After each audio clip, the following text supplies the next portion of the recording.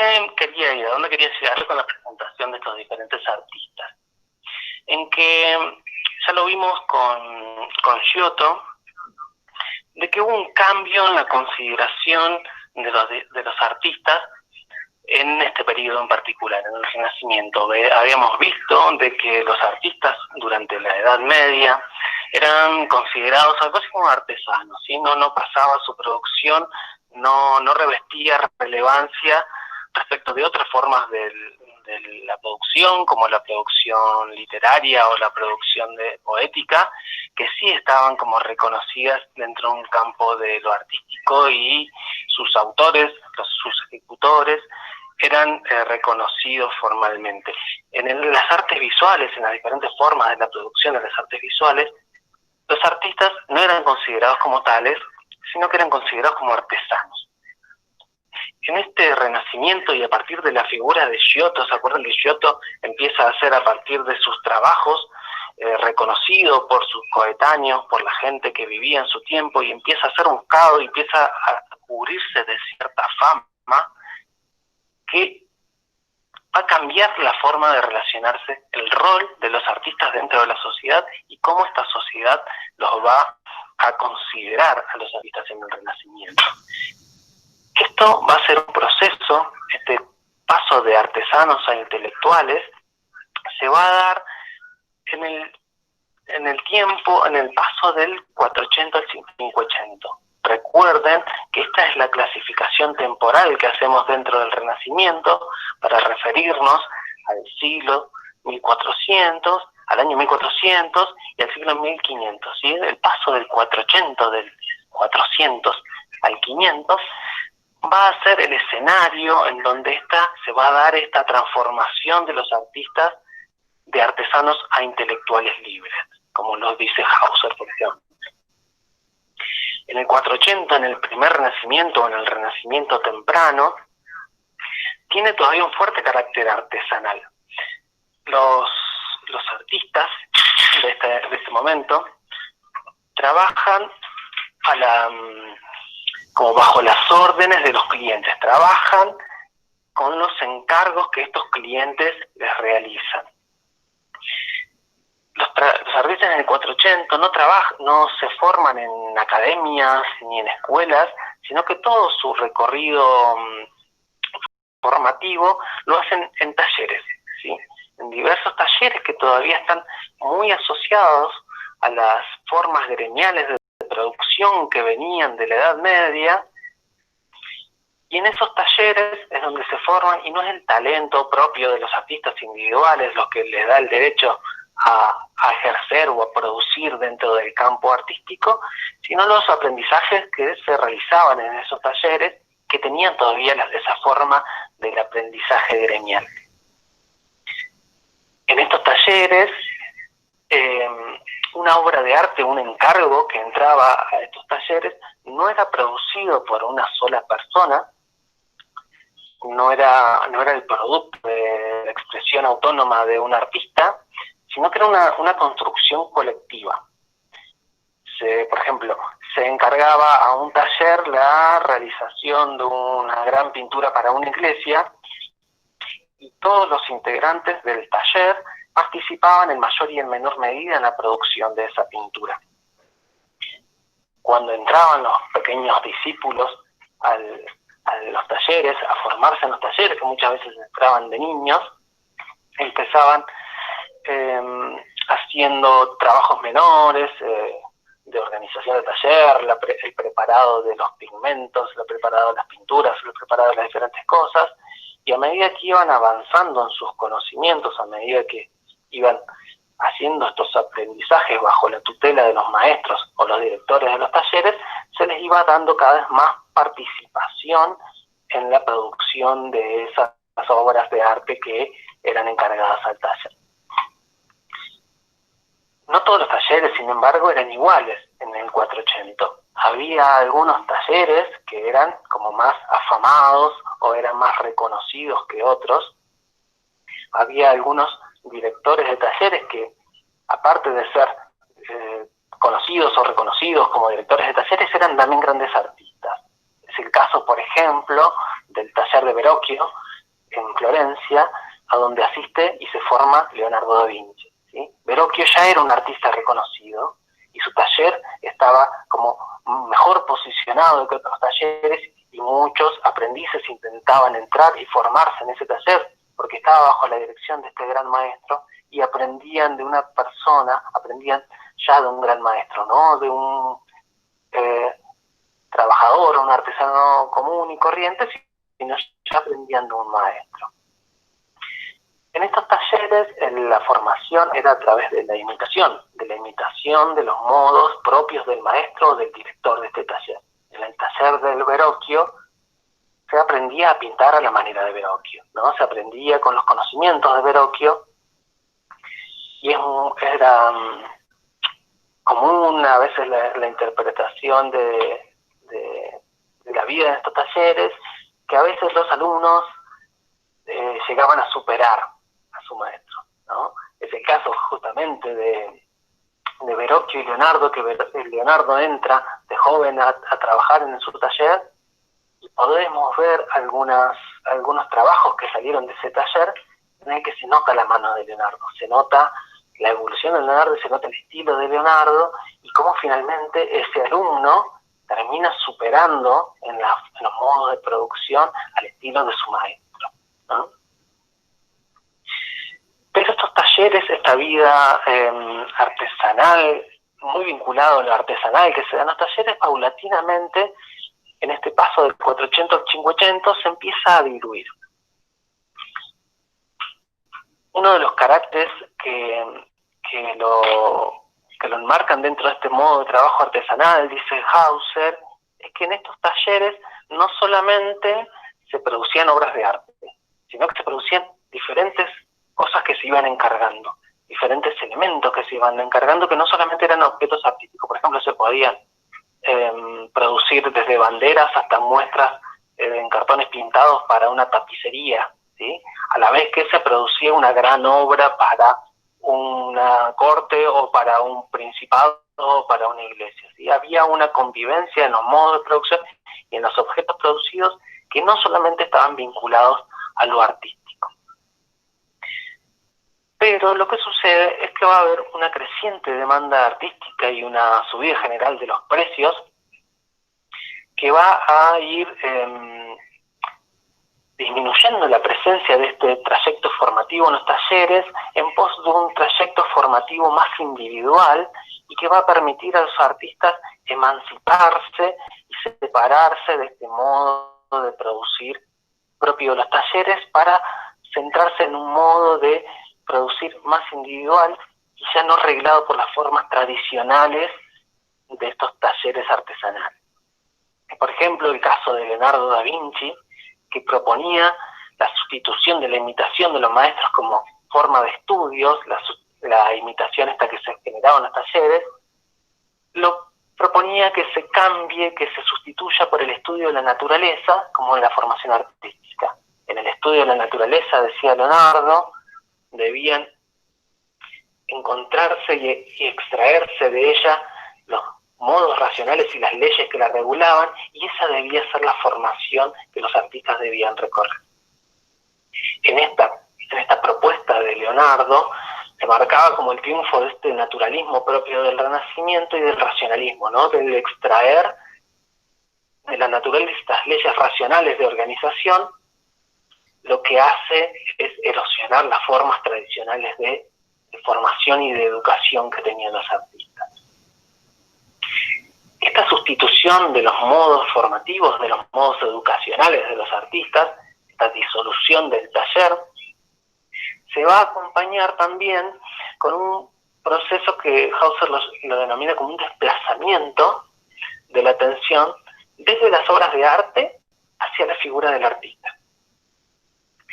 Como habíamos visto en la Edad Media, un artista no era considerado tal, sino que era un artesano, pero un artesano podía producir una obra que era digna de reverencia, ¿no? Podía producir un objeto sagrado. Pensemos, por ejemplo, en los artesanos que trabajaban en las iglesias góticas, por dar un ejemplo, producían objetos que eran dignos de reverencia, ¿no? Producían objetos sagrados.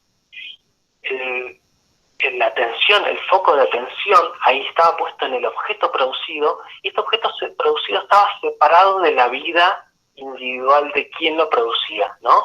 Estaba separado el objeto producido de su autor, y la atención estaba claramente puesta en el objeto artístico. El objeto era sagrado, era artístico, pero quien lo producía no. En este paso del 480 al 580 se va a dar una inversión de esta relación, ¿sí? Se va a pasar la atención desde el objeto producido hacia la figura del autor, hacia la figura del artista. Va a ser, en muchos casos, por ejemplo en el caso de Miguel Ángel, más interesante y más buscada, requerida y más digna de reverencia la figura del propio Miguel Ángel, la figura del propio autor, que en las obras que produce. Esto va a estar fundamentado en la idea renacentista de genio. ¿Sí? La idea de genio renacentista, y a partir de esta idea de genio renacentista se produce y se consuma esta emancipación de los artistas de las ordenaciones de taller o las formaciones de taller, y esta ordenación más bien artesanal para convertirse en la idea de artista que nosotros hoy podemos llegar a conocer.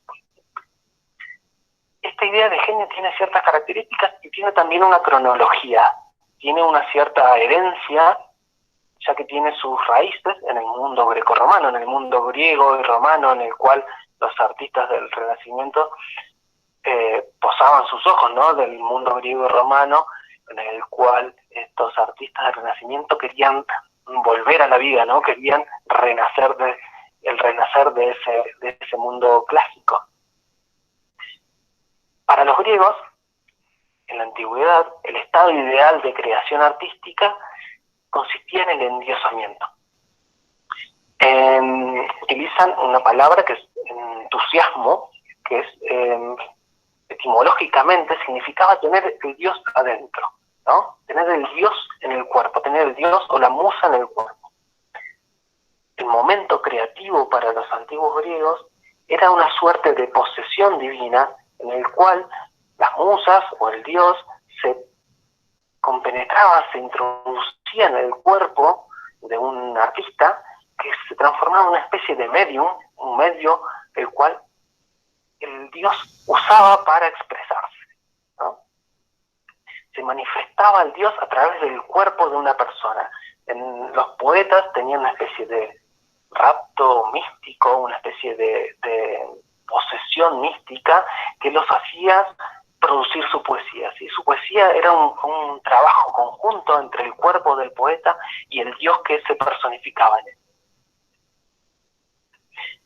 Esa idea de inspiración, que no es otra cosa que la idea de inspiración, va a tener diferentes formulaciones a lo largo de la historia, con diferentes nombres. Para los griegos era este entusiasmo, pero también fue llamado en otros momentos furor, frenesí, y en el mundo religioso cristiano de la Edad Media muchas veces era nombrado como el estado de éxtasis, ¿sí?, en el que el cuerpo era poseído poseído místicamente, y era el camino por el cual se expresaba una fuerza mayor. Toda esta idea de inspiración, toda esta idea del entusiasmo, del furor, del frenesí, del éxtasis, va a tener en el Renacimiento la forma y la formulación de esta figura del genio. Es un poco una mirada que también se formula en el romanticismo muy posteriormente y se aplica al Renacimiento, pero en el Renacimiento esta idea de genio lo que va a contribuir es a esta emancipación de los artistas. Los artistas ya no tienen su validación por su formación en los talleres, sino que va a estar validado la obra de los artistas por su propio genio. Esto se encarna especialmente en la figura de Miguel Ángel, que según Hauser es el primer artista moderno. Moderno lo digo en sentido más histórico, ¿no?, en cómo consideramos a lo moderno en la actualidad, ¿sí? Por esto Hauser va a dar algunas características que se asociaban a la figura del genio y que van a ser encarnadas en este caso por Miguel Ángel, que lo convierten en el primer ejemplar de un modo de autoría artística que se va a iniciar acá en el Renacimiento y va a acompañar a toda la modernidad. ¿Sí? Para Hauser, el genio en sí mismo es objeto de veneración. Más allá de los objetos que produce, hay un desplazamiento, se consume el desplazamiento de la atención de los objetos producidos a la figura del autor. La obra de arte ya deja de ser una producción colectiva, como la que se realizaba en los talleres, en los que muchas personas participaban en la creación de un objeto, sino que va a ser creada autónomamente. ¿Sí? El artista, autor de un trabajo, va a estar presente en la creación de ese objeto, de esa obra artística, desde el primer paso hasta el final. Esto, por ejemplo, en la figura de Miguel Ángel es claro y es clarísimo en sus esculturas, ¿no? Miguel Ángel muchas veces estaba presente desde el mismo momento en que los bloques de mármol eran seleccionados en la cantera hasta el último retoque final que se le daba, el último pulido final que se le daba a la escultura. ¿Sí? Miguel Ángel viajaba y se iba hacia las canteras de donde provenía el mármol que él quería utilizar, y en las mismas canteras él era el encargado de seleccionar los bloques para trabajar, trasladar a la ciudad y trabajarlos para hacer sus esculturas. ¿Sí? En todas las partes del proceso de producción de la obra, Miguel Ángel estaba presente. Así que la obra de arte es una obra creada totalmente de manera autónoma. El segundo punto que nombra Hauser es que el genio está por encima de la tradición, la doctrina y las reglas. ¿Sí? Las producciones del genio no están avaladas por una forma tradicional de aprendizaje, no están avaladas por una serie de reglas que se tenían que aprender, por ejemplo, en los talleres para producir, no está avalada por formas específicas de producir que se daban en el marco de una doctrina, sino que están avaladas y están por encima de todo eso porque son producto de una personalidad genial. ¿Sí? Está por encima de todo eso, puede hacer cosas que no están enmarcadas en el campo de la tradición, y de hecho eso es lo que se espera, que un genio como Miguel Ángel haga objetos, produzca objetos artísticos que superen la tradición, ¿sí? Que estén más allá de la tradición, que sean innovadoras, ¿sí? Que sean originales.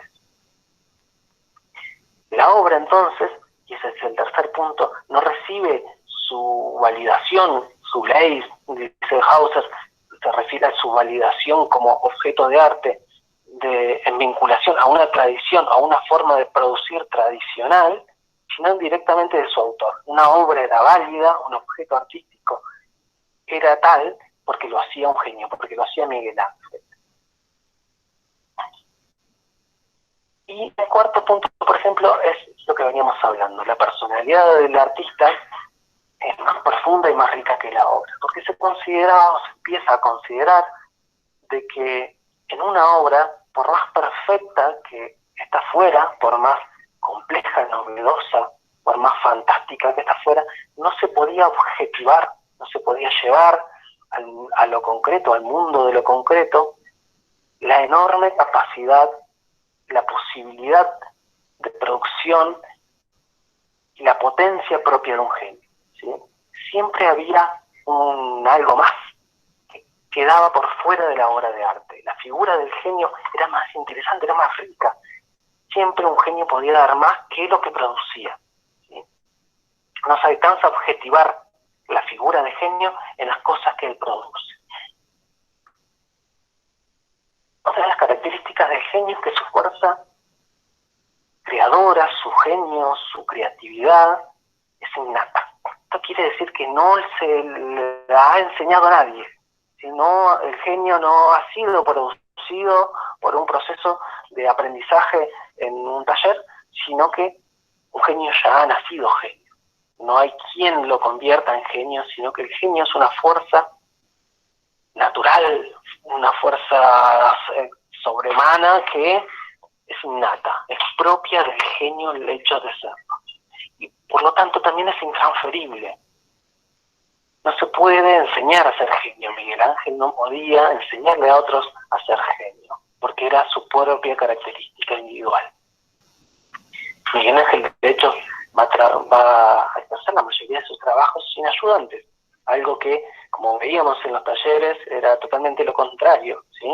Los talleres eran un conjunto de ayudantes que trabajaban, y el director del taller o el artista que coordinaba el taller daba como los toques finales y la factura final de una obra, pero el trabajo estaba hecho, el trabajo grueso estaba hecho por un cúmulo de asistentes y discípulos. Miguel Ángel, por ejemplo, va a trabajar solo. Todas sus producciones más conocidas, que seguramente después aguardará Walter, los techos de la Capilla Sixtina o el David, son producciones hechas en soledad. ¿Sí?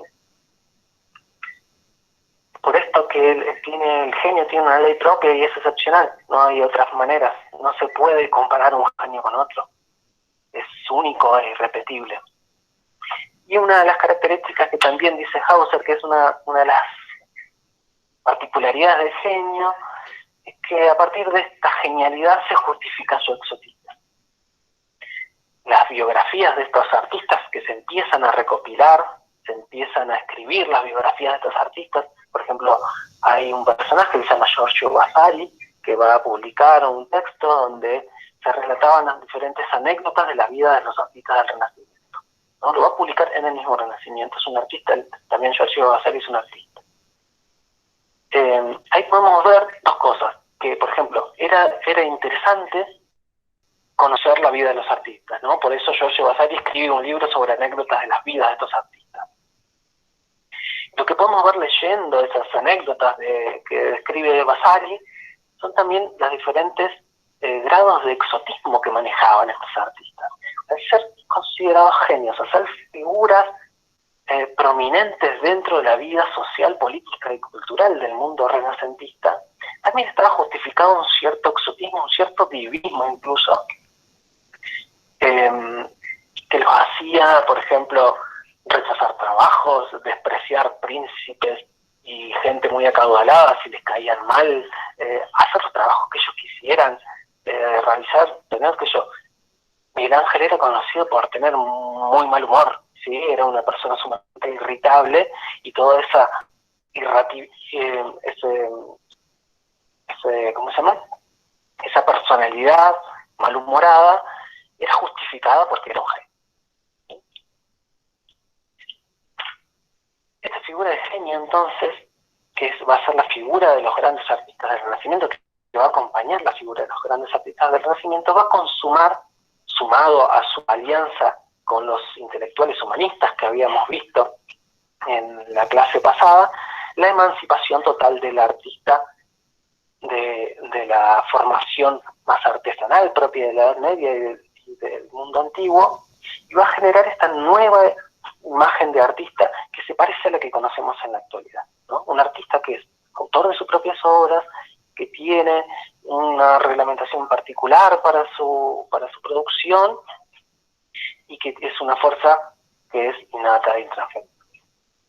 Es por eso que Hauser va a decir que en esta figura de genio se va a producir la percepción del artista moderno, y principalmente él lo reconoce en la figura de Miguel Ángel, que de hecho lo vemos acá retratadito en el fondo. Uno de los actores más relevantes también de esta vida social y cultural en el Renacimiento van a ser las grandes familias burguesas y políticamente poderosas que van a gobernar, de hecho, en estas ciudades italianas en donde el Renacimiento se desarrolla. El público del arte del Renacimiento, a diferencia de la Edad Media, en donde el público del arte estaba casi completamente relacionado al mundo religioso y a las producciones religiosas, en el Renacimiento va a estar compuesto por la burguesía ciudadana, ¿sí? Por la sociedad de estas cortes principescas y aparte la curia pontificial, que va a tener como su base más fuerte en Roma. Pero ya no es solamente el mundo religioso, el mundo cristiano, el que va a encargar y el que va a consumir bienes culturales, que van a encargar y producir obras de arte, sino estas grandes familias de burgueses y comerciantes enriquecidos que habitan en estas ciudades italianas. En Florencia hubo algunas familias que fueron de suma importancia en el desarrollo del Renacimiento, porque adoptaron el papel de mecenas, ¿sí? La figura de mecenas es una figura que viene desde la antigüedad, desde el mundo romano, que es gente adinerada que utilizaba parte de su dinero para o impulsar proyectos artísticos o para financiar directamente la vida y la producción de un artista. En la ciudad de Florencia, en Italia, en esta ciudad que es el corazón y el centro de emergencia del Renacimiento, una de las familias más influyentes va a ser la familia de los Medici, ¿sí? Pero no va a ser la única. En otras ciudades, por ejemplo, van a estar la familia de los Sforza, que van a estar en Milano, los Gonzaga en Mantua. Van a ser diferentes núcleos familiares de grandes burgueses, de grandes comerciantes enriquecidos que de hecho gobernaban de facto estas ciudades y que van a tomar bajo su tutela, bajo su cuidado, van a ser como si fueran los sponsors de muchos de los artistas del Renacimiento. Este tutelaje, este mecenazgo que se hacía de los artistas, tenía como beneficios para los dos, tanto para las familias, estas familias poderosas, como para los artistas. Para las familias, para estos mecenas, el ejercer el mecenazgo, el ejercer la tutela de un artista o el comprar estos bienes culturales que los artistas producían, les permitía como revestirse de un aura similar a los soberanos de la antigüedad, ¿no? Que siempre los grandes reyes o los grandes líderes de la antigüedad tenían sus artistas oficiales en sus cortes que producían para ellos y eran protegidos por ellos. Para los mecenas del Renacimiento era un poco volver a esa idea, ¿no? De adquirir un cierto prestigio por el hecho de tener un artista trabajando bajo su tutela.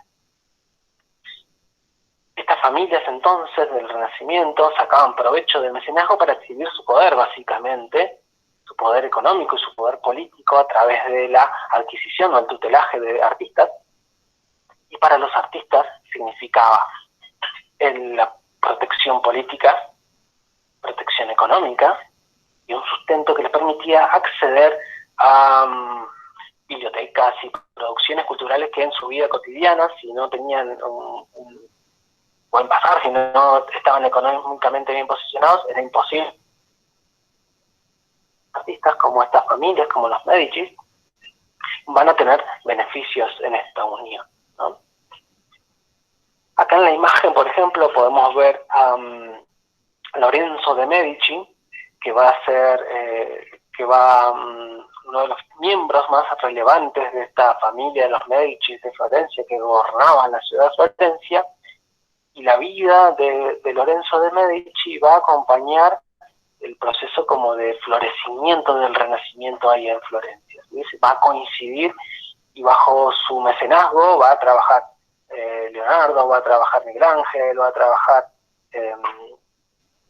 creo que llegó a trabajar Brunelleschi también. El Renacimiento de los bajo la tutela, bajo el mecenazgo de Lorenzo de Medici. El propio Lorenzo también tenía ¿no? Un poco como acompañando esta figura del hombre renacentista que es versado, que tiene conocimientos en las diferentes esferas de lo humano, ¿sí?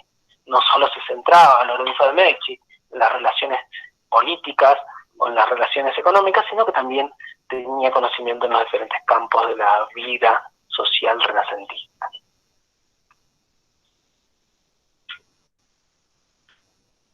No solo estos actores sociales políticos van a tener relevancia en la formulación del mundo renacentista, sino como veíamos, la ciencia experimental que surge a partir de los intelectuales humanistas o la validación de otras formas de producción de conocimiento por fuera de la producción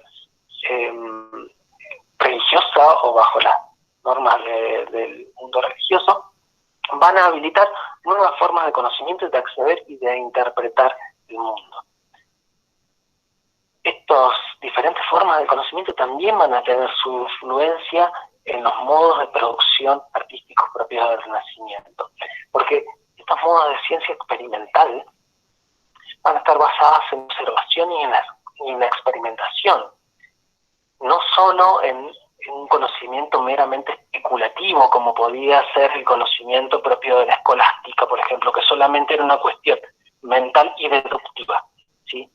Esta ciencia experimental se vuelca al mundo empírico, o sea, hace experimentos en el mundo real, ¿sí? No está mal visto a partir de este momento, y esto es un rasgo que posibilita esta ciencia experimental, el poder experimentar materialmente, ¿sí? Y poder basar los conocimientos y las explicaciones de la realidad en esta formulación y este análisis empírico del mundo real. Uno de los ejemplos más claros de todo esto va a ser la formulación, por ejemplo, de la teoría heliocéntrica de Nicolás Copérnico, que la publica en 1543.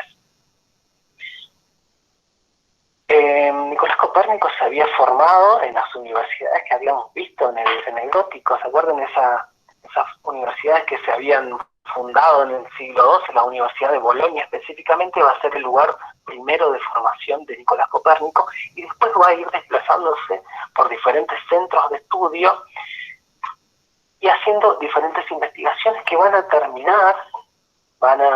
llegar al punto cumbre de su vida intelectual, que va a ser la formulación de esta teoría heliocéntrica, en la que planteaba un cambio radical en la forma de comprender el mundo y sus relaciones, porque planteaba que, a diferencia de lo que se comprendía o se validaba en la época como cierto, que era que la Tierra era el centro de la Tierra era el centro del sistema solar, mejor dicho, que era la teoría que era válida en la época porque estaba fundada en los textos sagrados, estaba fundada en las Sagradas Escrituras, estaba basada en lo que decía la Biblia. De ahí se había extraído esta teoría que la Tierra era el centro del sistema solar y del universo todo.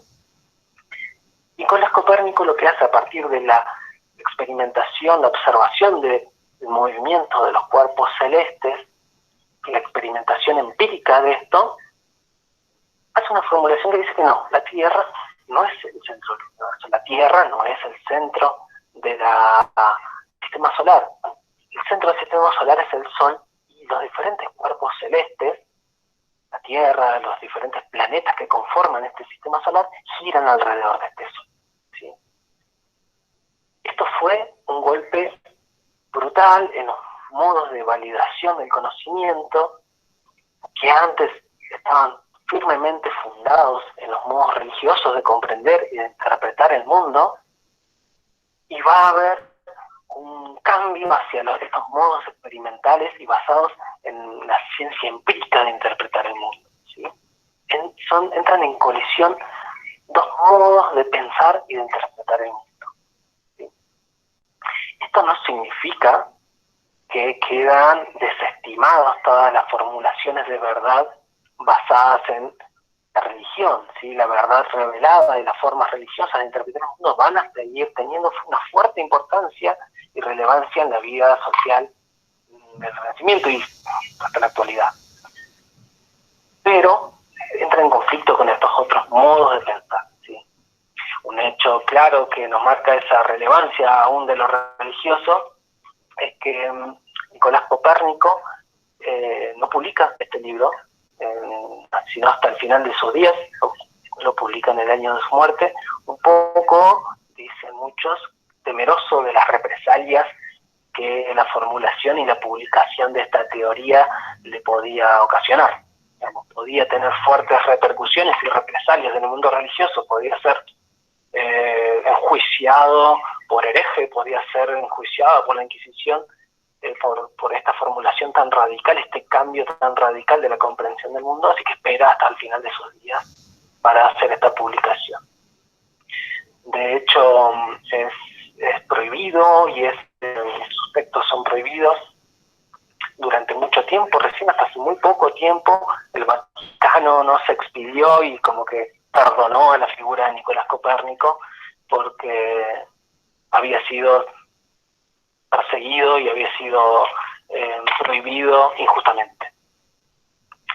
En 1543, en el mismo año de la publicación de la teoría helocéntrica de Nicolás Copérnico, Andrea Vesalio publica un libro de anatomía humana llamado De Humani Corporis Fabrica, la traducción sería sobre la estructura del cuerpo humano, donde hace un análisis anatómico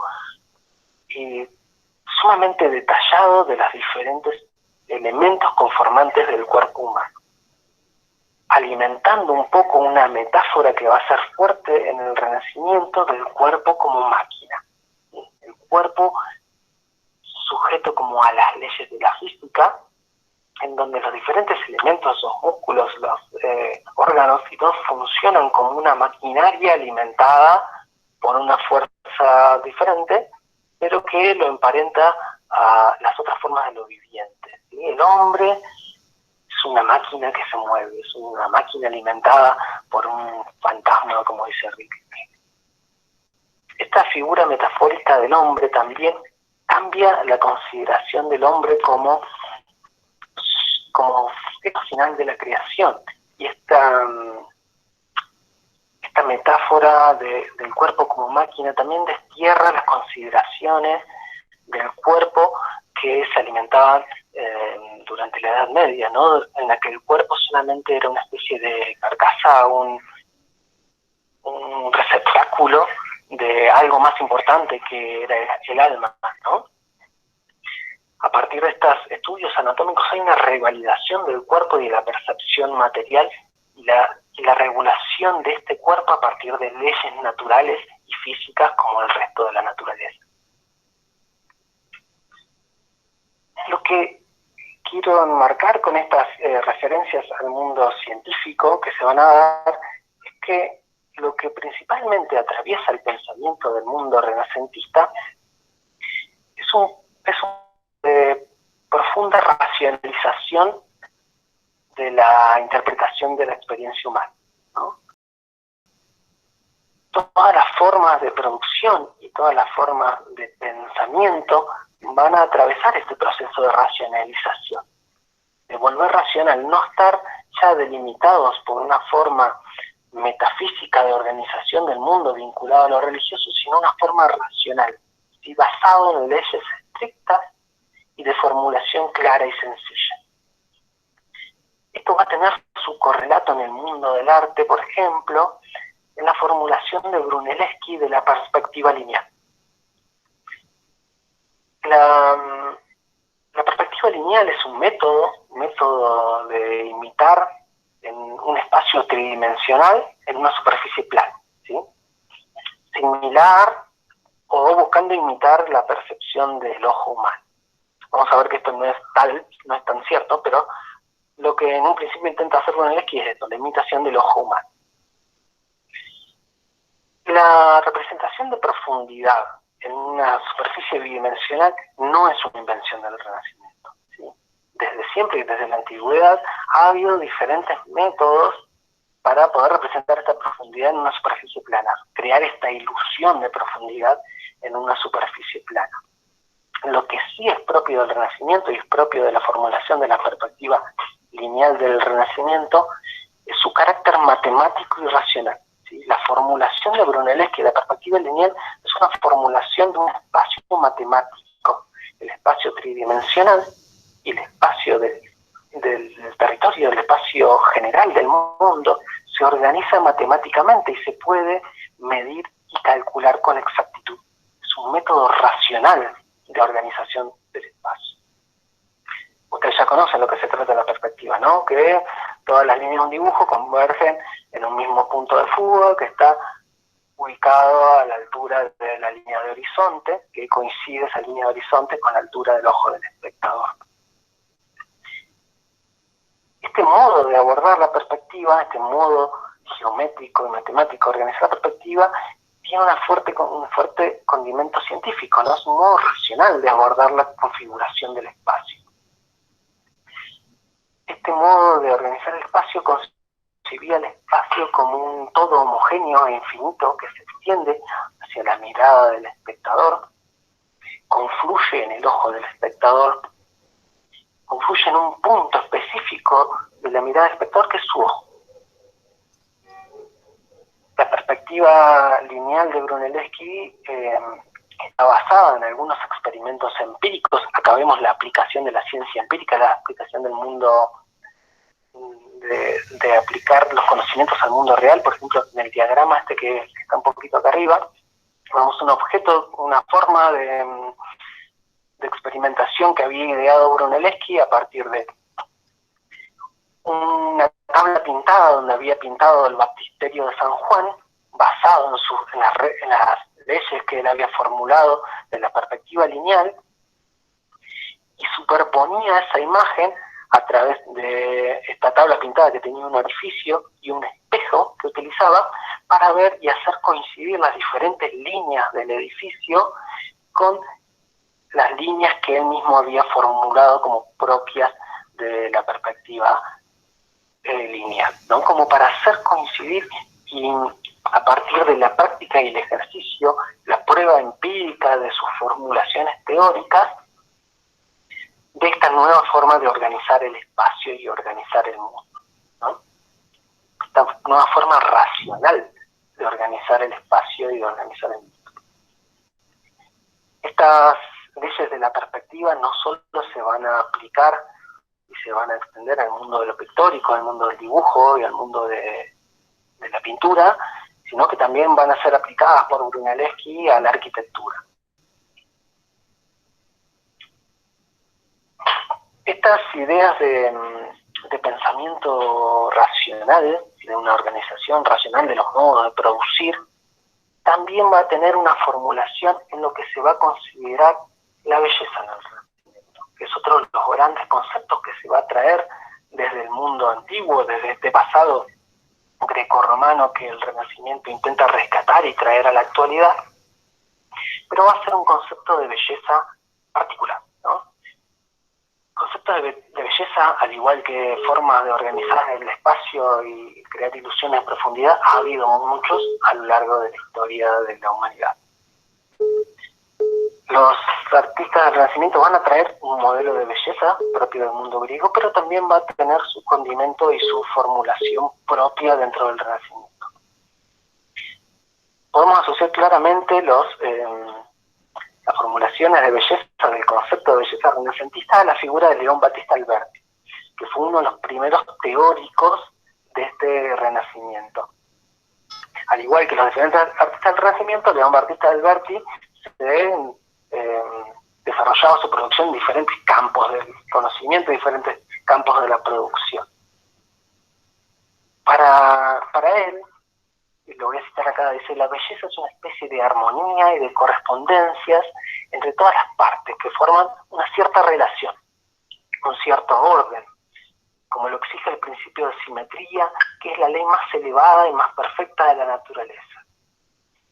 La belleza, para el pensamiento de estos artistas, estos pensadores del Renacimiento, va a ser una belleza racional, ¿sí?, vinculada a una cierta relación y armonía entre las partes. Y esta relación y esta armonía entre las partes va a estar reglada y va a estar subordinada a principios matemáticos y racionales, medibles, claros y sencillos. Van a traer desde el mundo griego formulaciones de una belleza ideal y una belleza vinculada a estas armonías entre las partes, que van a estar basadas muchas veces en lo que se denomina el número de oro. ¿Sí? El número de oro es un modo de relacionar magnitudes que por un lado es dinámica, pero no deja de ser armónica y estable. Es un modo matemático y racional de organizar las formas y las figuras que les permitían a los artistas del Renacimiento construir estos conceptos, estos objetos basados en este concepto de belleza racional. La belleza entonces va a ser una cualidad objetiva, va a ser algo que se puede construir y no va a ser como se entiende posteriormente, y tal vez lo entendemos nosotros ahora, como una reacción subjetiva de los hombres, no una percepción subjetiva. Para mí algunas cosas son bellas y para ustedes probablemente esas cosas no son bellas o no las consideran tales. En el mundo del Renacimiento la belleza es algo objetivo y se puede construir. Y esta construcción va a estar basada en relaciones matemáticas y muchas veces basados en una relación matemática específica que va a ser la relación armónica del número de ondas. La esencial de la concepción artística del Renacimiento que va a acompañar la mayoría de las obras del Renacimiento, basadas en esta idea de belleza como una cuestión racional y simple, va a ser el principio de unidad y la fuerza del efecto total. Va a haber en la mayoría de las obras renacentistas, dice Hauser, que el principio de unidad es lo que nos permite homogeneizar y trazar un recorrido unitario entre las primeras formulaciones de Giotto y las últimas formulaciones de Rafael al final del Renacimiento. Este principio de unidad va a acompañar todas las obras del Renacimiento. ¿Qué es este principio de unidad? Sino otra cosa que la organización de las figuras, de los diferentes elementos de una imagen o de una escultura o de una arquitectura, para producir una impresión enteriza y de continuidad en todo el conjunto. ¿Sí? Todo el conjunto de una obra de arte renacentista debe ser percibida como algo simple y algo homogéneo. ¿Sí? Siempre percibido desde un único punto de vista. En esto se va a diferenciar, por ejemplo, con mucha claridad, de las formas de formulación o de organización de las obras propias del gótico. En el gótico, como dice Hauser, que se organiza la forma de forma aditiva, así como una especie de secuencia aditiva a la cual se van agregando como diferentes escenas, cada creciente, produciendo una percepción dinámica de las obras góticas. Eso, por ejemplo, lo podemos ver, ¿se acuerdan? Cuando veíamos las grandes catedrales góticas, y yo les contaba que en la percepción de estas grandes catedrales no hay una manera de verlas completamente desde un solo lugar. Y para poder percibir y apreciar el total de una catedral, hay que recorrerla, hay que moverse, hay que estar en una situación dinámica de percepción.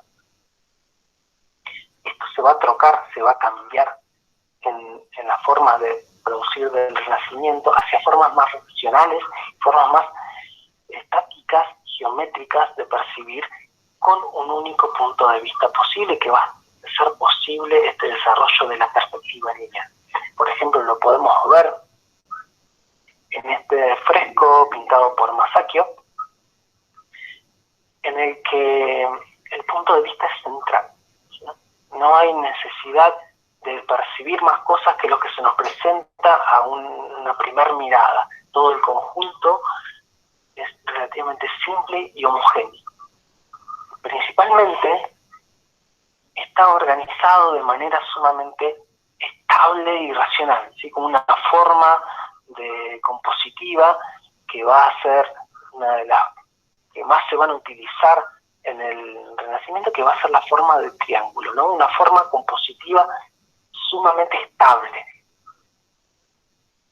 Acá la figura del triángulo está marcada por estas dos figuras que hacen de base, ¿no?, de este triángulo, estas figuras que tienen un ropaje rojo y azul y que van a marcar los vértices inferiores de este triángulo, y el vértice superior está marcado por esta figura de Dios, acaso, que aparece por detrás de la figura de Jesús en la cruz. sumamente simple y sumamente eficiente del espacio. No va a ser dinámico, pero sí va a ser racional. Va a estar pensado para ejercer su ilusión frente a un punto de vista único que va a ser el del espectador que se para enfrente de esta imagen. Fíjense cómo está en esta imagen la organización central de esta imagen, y está acompañada también por una formulación de una perspectiva y una ilusión de profundidad. Tenemos estos personajes en la base del triángulo que están como en un plano. Después tenemos un segundo escalón con otros personajes diferentes, y más atrás se nos abre una especie de arquitectura ilusoria, una arquitectura que nos remite a este mundo griego y romano. Fíjese que todas estas pilastras y estos diferentes órdenes nos remiten al mundo clásico, ¿sí? Eso es una arquitectura clásica, no es una arquitectura gótica, por ejemplo, para nada. No es una bóveda de cañón que nos remite claramente a un mundo romano. Y confluyen en esta imagen elementos de esta organización racional y simple con la utilización de la perspectiva. De hecho, si miramos en detalle, los nimbos de estos personajes, este halo que acompañaba a los personajes para marcar su santidad, que los vimos a lo largo de toda la Edad Media, que era esta especie de aureola que rodea la cabeza de estos personajes sagrados, está también subordinada a las formas de la perspectiva. El nimbo mismo está en perspectiva, ¿sí? Vemos una convivencia entonces con modos y temas representativos o temáticas que provienen siempre desde la antigüedad, ligadas al mundo religioso, pero los modos de representarlo, los modos de construirlo y los modos de percibirlo ya van a ser completamente otros. Estos diferentes aspectos de las obras renacentistas, yo les decía en la clase anterior que van a configurar no solo el mundo renacentista, sino que van a configurar también la idea de artista y de obra artística que muchas veces nosotros compartimos o que aún perviven, ¿sí? Por ejemplo, Alain Badiou es un teórico francés contemporáneo, establece que la obra de arte moderno, lo que nosotros consideramos una obra de arte moderna, está constituida por diferentes elementos. Un elemento es su unicidad, ¿sí? El carácter de ser una obra única en el mundo. No hay otra igual. Si hay otras cosas son copias, pero la obra en sí tiene una individualidad y una identidad personal que le es propia, sí, un aura propio, va a decir Benjamin también. La obra tiene un aquí y una ahora que le es particular, no puede replicarse. Nosotros, por ejemplo, acá no estamos viendo obras, sino que estamos viendo conjuntos de píxeles en una pantalla que nos remiten a una obra, pero esta obra original está en una pared de una iglesia, es un fresco que está en una pared. Así que tiene una carga de unicidad. Es por eso que, no sé, muchas veces vamos a los museos para ver los originales de las obras. El ser original es una de las características de la obra moderna. La otra va a ser la vinculación de estas obras originales con sus autores. ¿Sí? Hay una relación vincular muy fuerte entre autor y obra. Esta vinculación entre autor y obra va a tener su formulación inicial en este renacimiento, en la figura de estos artistas genios que les contaba hace un ratito. La figura del autor va a estar realzada y va a tener los condimentos propios de lo moderno a partir de este renacimiento. Otro de los aspectos va a ser la perdurabilidad de las obras de arte. Las obras de arte del Renacimiento van a estar hechas y construidas para durar en el tiempo, para trascender inclusive la vida misma de los artistas que las producían. Los materiales con los que trabajaban y lo que se consideraban materiales nobles, que muchas veces, no sé si lo han escuchado ustedes en la Escuela de Bellas Artes, hay materiales que se consideran más nobles que otros. ¿Qué les da esta característica de nobleza a un material?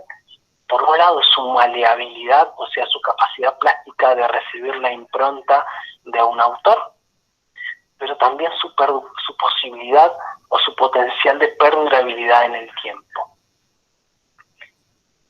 Y el último punto, que va a ser propio de las artes modernas, de las obras de arte modernas, y que va a tener su vinculación o su lugar de emergencia en este Renacimiento, va a ser la vinculación entre una obra de arte y un concepto de belleza.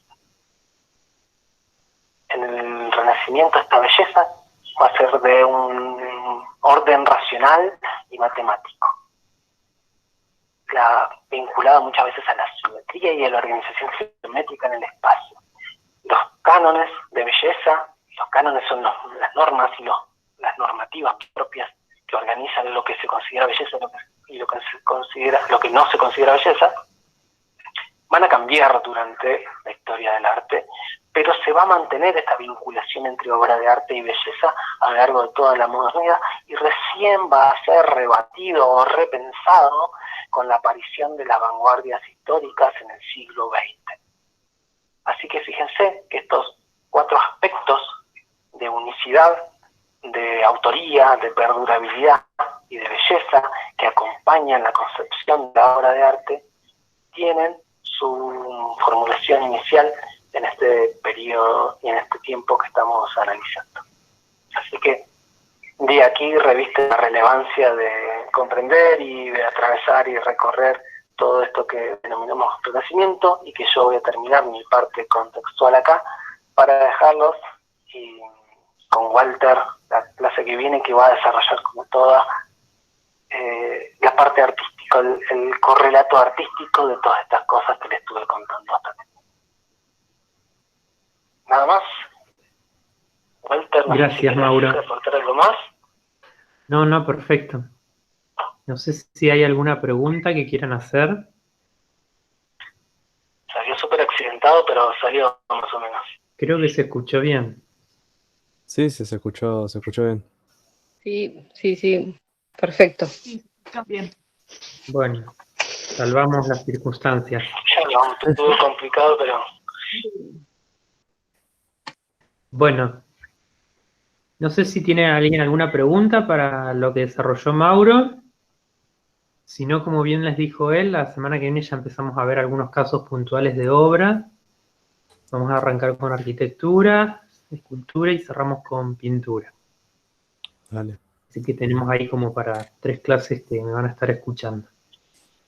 Y que bueno, yo igual después se vuelvo a subir esta clase de hoy, por si hay algún compañero que no pudo estar presente para escucharla, o si alguien quiere repasar. Y seguimos entonces el martes que viene